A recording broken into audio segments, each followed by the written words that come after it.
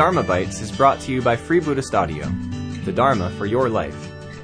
Our work is funded entirely by donations from our generous listeners.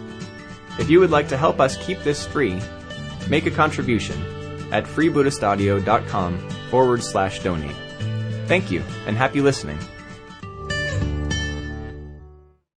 And it was very interesting. There was a reading I wanted to do before the puja, and I didn't know why. It was Bante's translation of some very strange verses from a Vajrasattva sadhana called the Confounder of Hell, which has lines like, Dharma, Emao, Dharma, wondrous strange. Within the unmoving, all things come and go.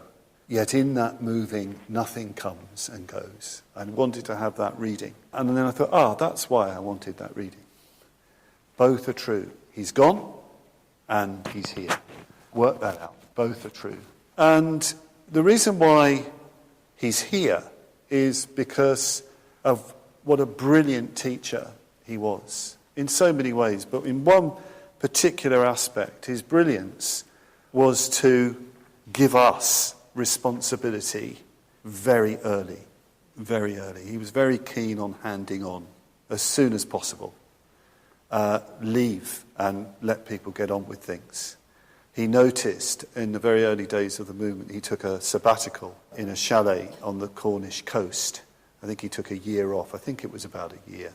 And it was the first time he'd gone away and left order members. I wasn't around then. It was this sort of mythic year off that the order members I knew talked about, Sangharakshita's year off.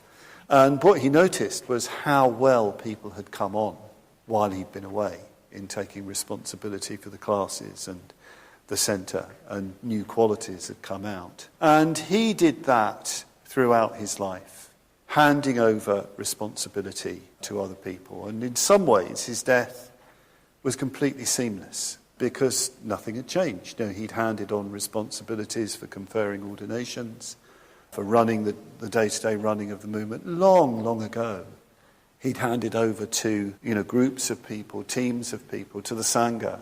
So in that sense, there was no change. In another sense, there was a big change. I mean, for me personally, I first met Sangharakshita when I was 17. For me personally, the big change was, and I only noticed it when I went back to Adhisthana, where he's now buried, was I realised that he wasn't there. He wasn't there.